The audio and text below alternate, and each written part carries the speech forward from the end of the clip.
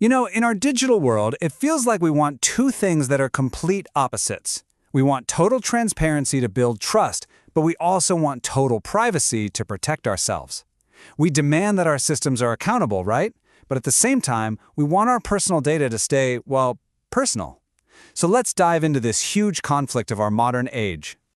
And that brings us to the big question. Is it actually possible to have it both ways? Can we really design systems where our data is completely out in the open for anyone to verify, but at the same time, it's completely private and secure? It sounds like a paradox, doesn't it? Well, let's explore it. And you know, there's no better place to start this whole conversation than with a technology that was literally designed for transparency, the blockchain. It's often talked about as this revolution in trust, but as we're about to see, it's a perfect case study in the challenges of privacy. So, what is a blockchain, really? At its heart, it's just a public record book. Think of it like a library's checkout list that everyone can see. You can check who has what book, which is great for preventing theft or mistakes.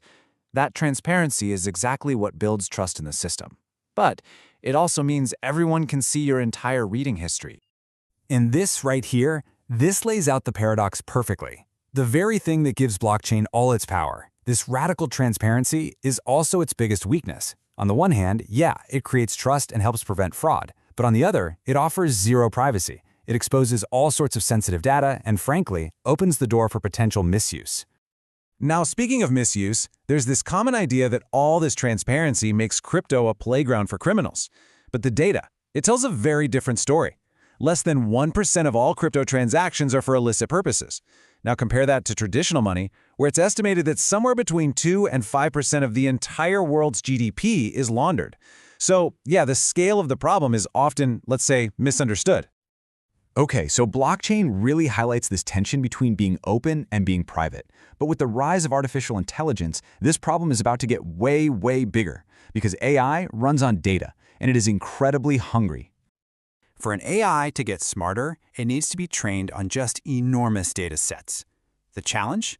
The data that could lead to the biggest breakthroughs in medicine, in finance, and business is also our most sensitive, most private data. We can't just hand over all our medical records or company secrets to train some global AI. So what do we do? Well, a really clever first step is something called federated learning. Here's how it works. Instead of sending all of our private data to some central server, the AI model itself is sent out to our devices, to our phones and laptops. The model then learns locally, on our device, using our data. And then it only sends back the learnings, these little updates, not the raw data itself. All those anonymous updates get combined, and the main AI model gets smarter for everyone. Pretty neat, right? It sounds like the perfect solution, doesn't it? Our data stays private, and the model gets smarter. But there's a catch. It turns out even those anonymous updates aren't completely safe. This vulnerability has a name. It's called an inference attack. Basically, a sophisticated attacker can take those model updates and kind of reverse engineer them. By analyzing the learnings, they can make really educated guesses or infer what the original private data might have been. So even without seeing your data, they might be able to figure out some very personal things about you. And this brings us right back to our paradox. How can we share the learnings without revealing the secrets? Well, the answer lies in modern cryptography, which offers something that honestly sounds like an impossible magic trick. I just love this quote because it perfectly captures the goal: to work with data while it stays completely secret. Imagine being able to add two numbers together without ever knowing what those numbers are. I mean, it sounds like something out of science fiction, but it's the cutting edge of cryptography today. The technology that makes this magic possible is called Fully Homomorphic Encryption, or FHE. And let me tell you, this is a total game changer. FHE lets a computer run calculations directly on data that is still encrypted.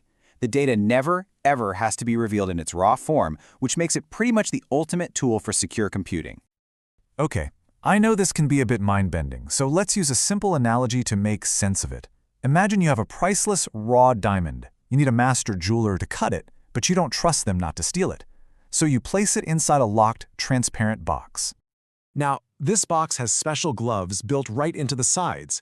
The jeweler can put their hands in the gloves and use the tools inside to cut the diamond perfectly. But they can never open the box, they can never touch the diamond, and they can never take it out.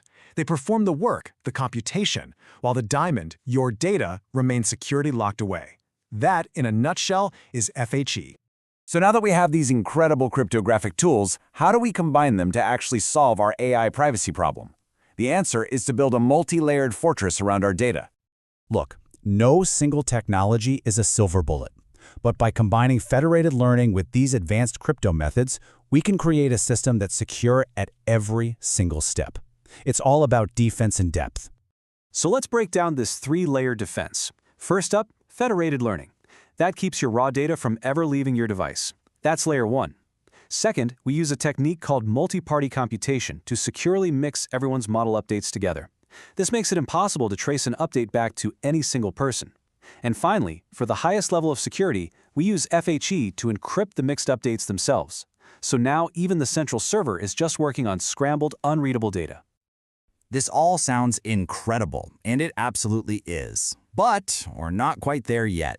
These technologies are extremely powerful, but they come with their own challenges that researchers are working hard on right now to solve. It's important to understand where things stand today. For MPC, the main hurdle is all the communication it needs between devices, which can be slow. For FHE, the challenge is just raw computing power. Doing math on encrypted data is incredibly intensive. But the good news is, progress is being made on both fronts, through smarter software and, most excitingly, through new hardware. And this is where things get really promising. Researchers predict that specialized computer chips, like GPUs or custom chips made just for FHE, could make these calculations up to 10,000 times faster. That's the kind of leap that takes a technology from a research lab and puts it into a product you use every single day. Which brings us right back to where we started. We are building smarter AI and more connected systems every single day. The question that's really going to define our future is whether our ability to protect our privacy can evolve just as quickly. The tools are being built and the race is on.